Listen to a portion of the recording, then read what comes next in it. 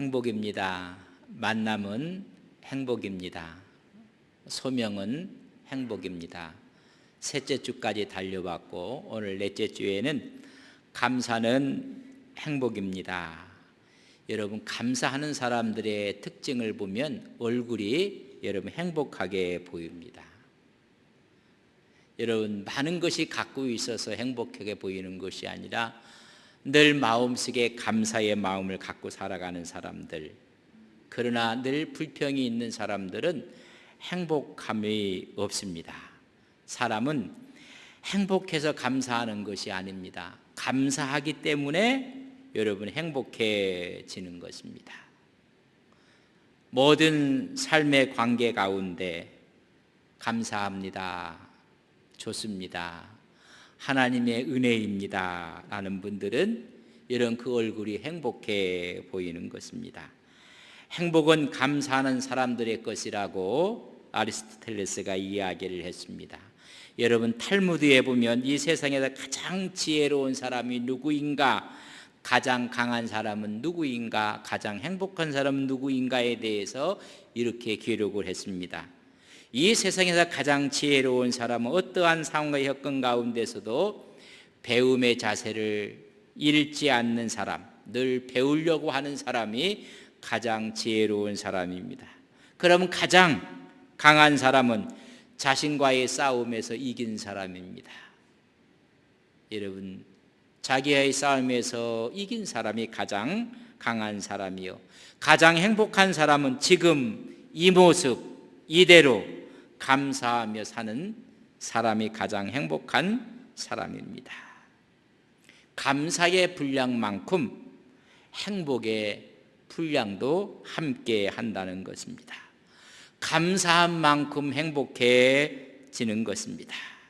많이 가졌기 때문에가 아니라 많이 감사하기 때문에 행복한 것입니다. 성서는 말합니다.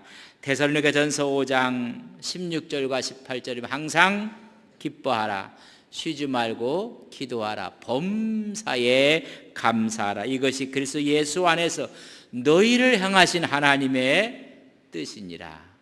하나님의 뜻은 여러분 감사하는 것입니다. 감사할 때 기쁨이 오고 감사할 때 우리의 기도의 영이 열려지게 되는 것입니다. 대부분이 성공한 사람들의 특징 가운데 하나가 있다면 여러분, 감사하는 것입니다. 그렇기 때문에 그런 사람들은 항상 행복하게 보여지는 것입니다.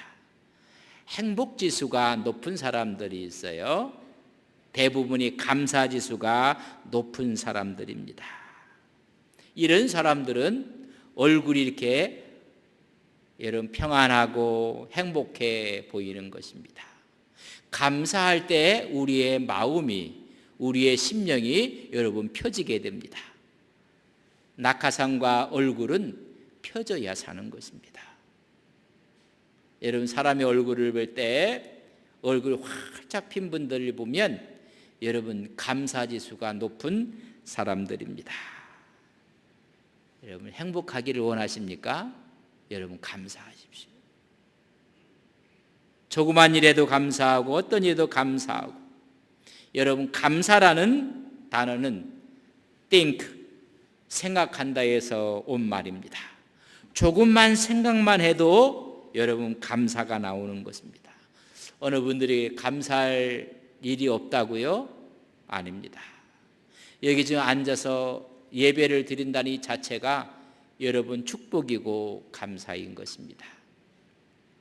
제가 오늘 교회 오면서 위에 있는 자켓을 여러분 입었습니다.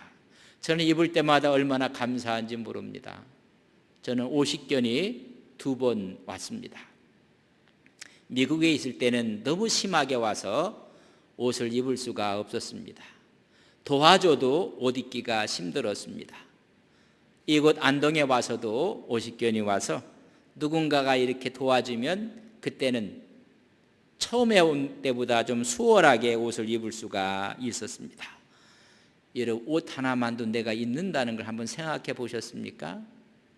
어느 분은 두통 때문에, 치통 때문에, 근육통 때문에 고열 때문에 여러분 고생하는 분이 얼마나 많은지 아십니까? 먹고 싶은 음식이 많이 있는데 여러분 소화를 시키지 못하는 분이 또한 많이 있습니다.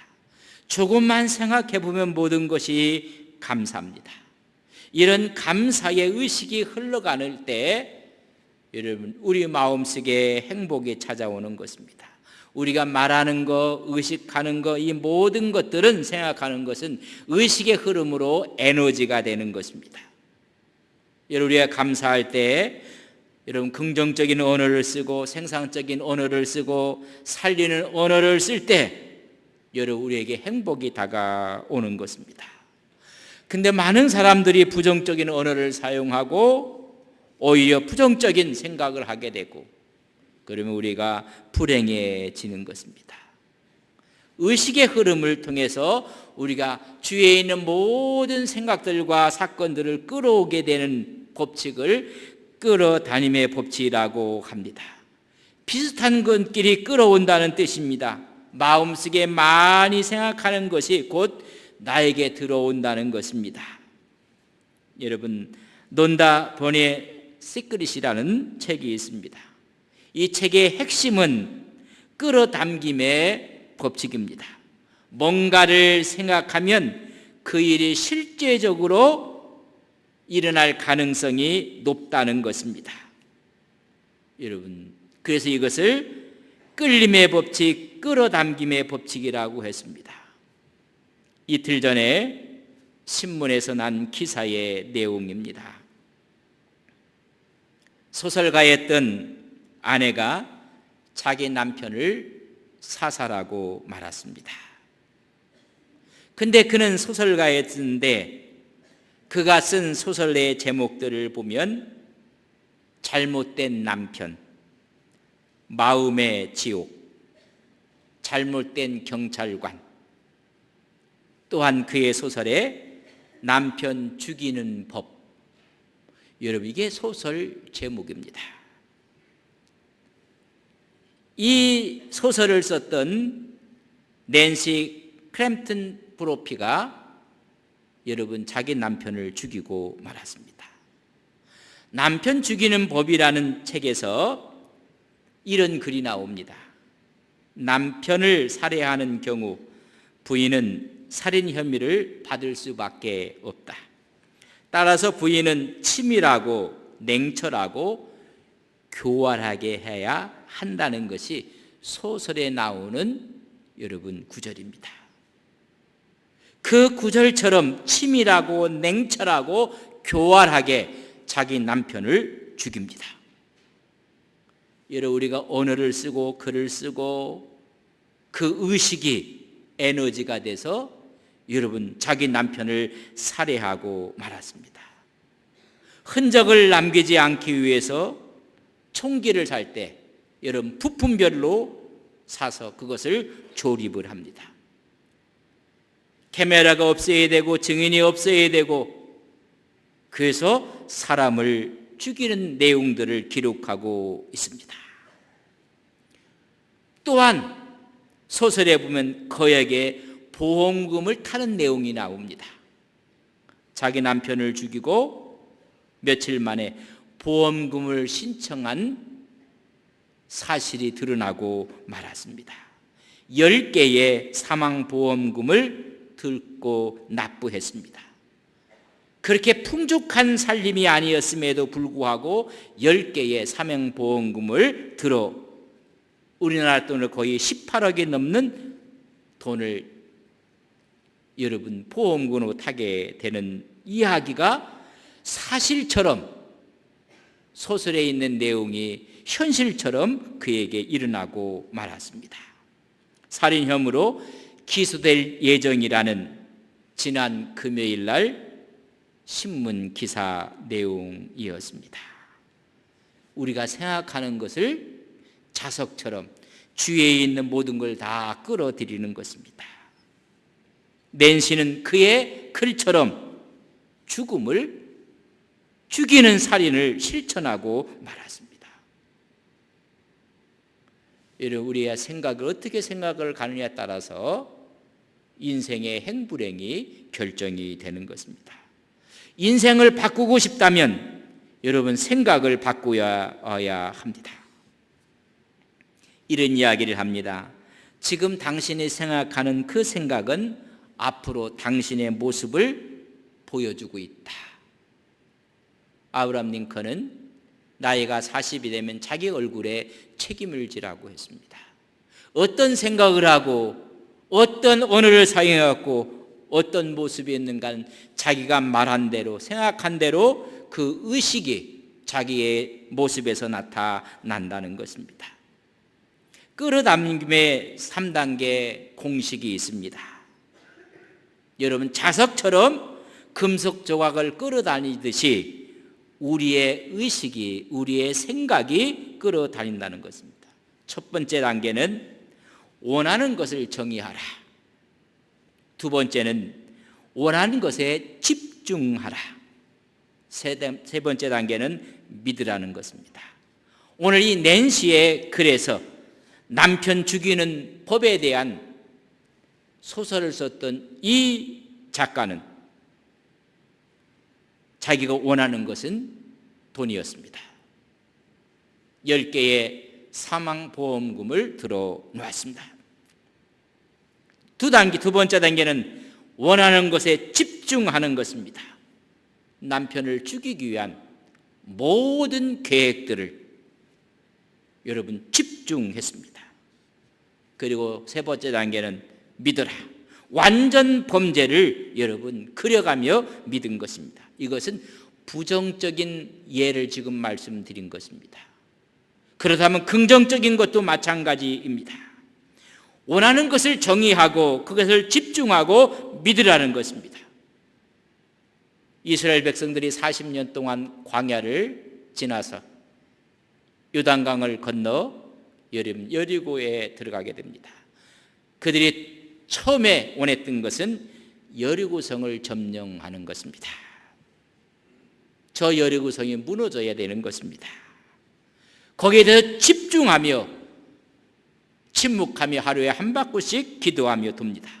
어느 누구도 소리를 내서는 안 됩니다. 그리고 마지막에는 저 성이 무너질 것을 믿고 소리를 질렀을 때 그대로 이루어지고 말았습니다. 다윗이 골리앗을 무너뜨린 것도 마찬가지입니다. 네가 원하는 것을 정의하라는 것입니다. 저 골리앗은 하나님을 저주하기 있기에 쓰러져야 될 것입니다. 그래서 다윗은 집중합니다. 골리앗은 칼이 있고 창이 있고 방패가 있지만은 다윗은 하나님께만 집중합니다. 하나님의 이름으로 나아갑니다. 그리고 믿습니다. 돌맷돌에 그가 쓰러질 것을 믿는 것입니다. 여러분, 우리가 끌어다님의 이 공식은 부정적인 것도 있지만 긍정적인 것을 지금 이야기한다면 오늘 본문에 있는 말씀입니다. 10명의 나병 환자들이 예수님께서 예루살렘으로 가실 때 치유를 위해서 예수님께 강청하고 절규했던 모습입니다. 사마리아와 갈릴리 사이를 지나가실 때 10명의 문둥병자가 있었습니다. 하나님의 저주로 생각했던 천벌 문둥병자들이었습니다. 절망과 고통 가운데 있습니다. 이들이 원하는 것을 정의하는 것은 치유받는 것입니다. 보통 사람처럼 생활할 수 있도록 치유받고 깨끗하게 받는 것입니다. 예수님이 지나가다는 소식을 듣고 나서 집중합니다. 희망을 버리지 않습니다. 외치고 있습니다. 예수 선생님, 우리를 불쌍히 여기소서. 이들은 단순한 요청이 아니라 절규를 하는 것입니다.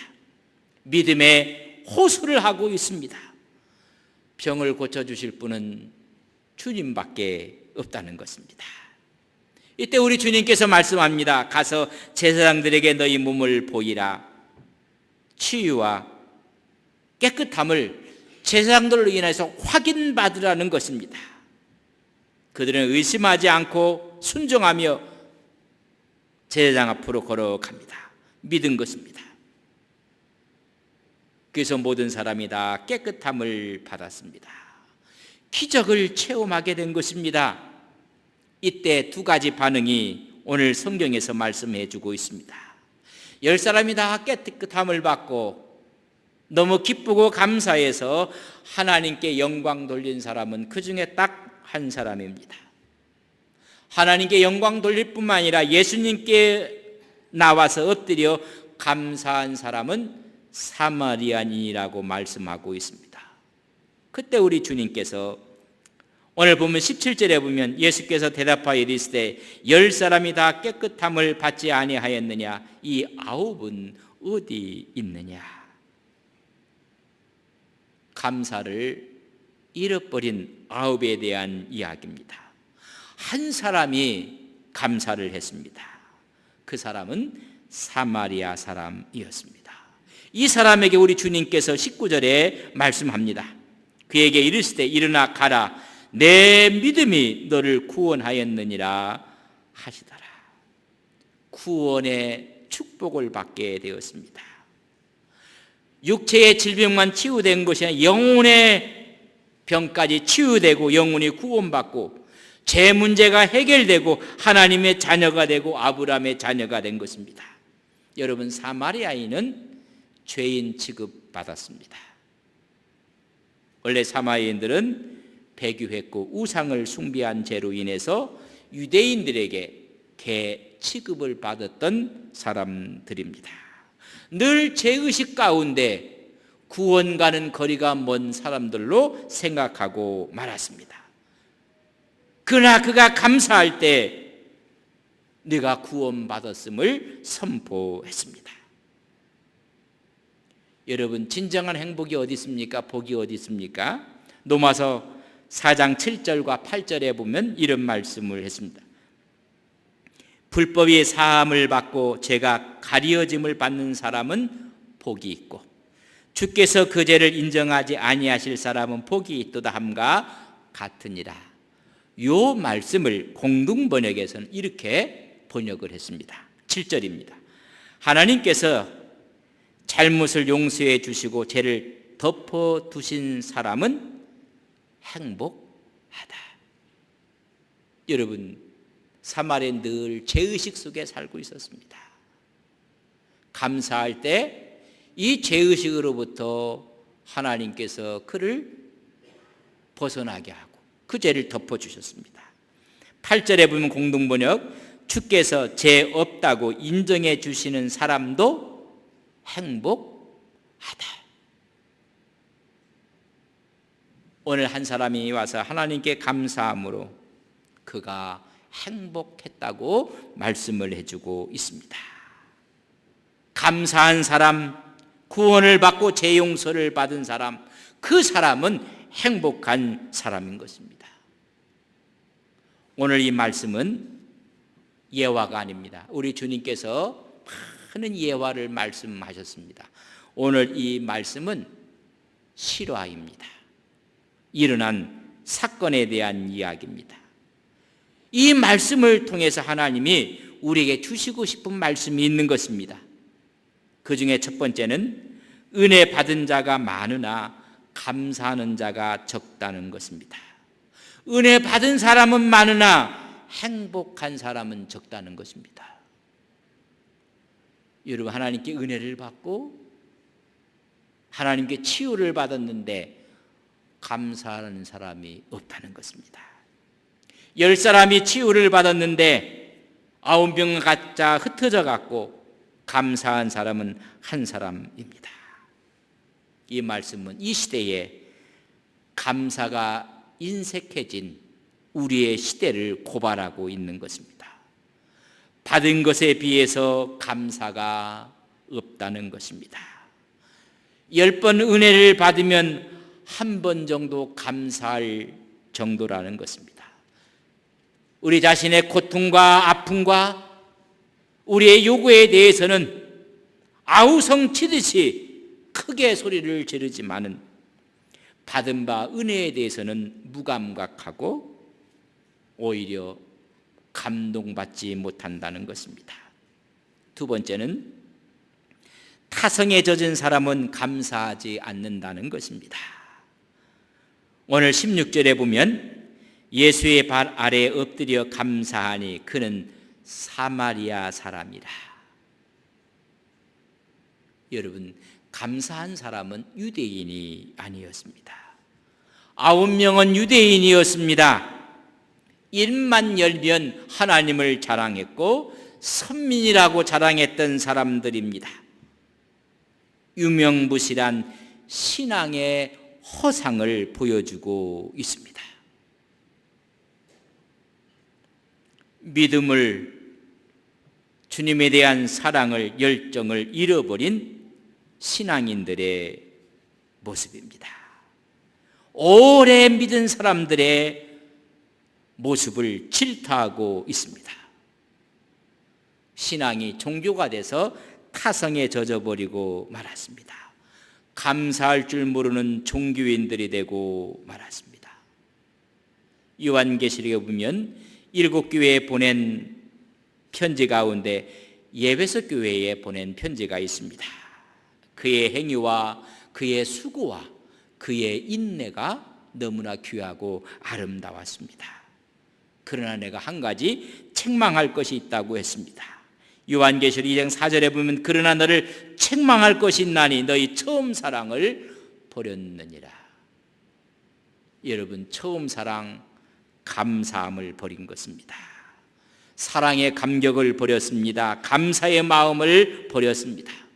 민감해야 될 은혜에 민감하지 못했던 것을 말씀하고 있습니다.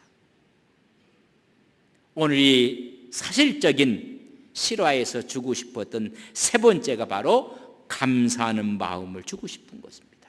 감사하는 자에게는 더 큰 은혜를 주신다는 것입니다.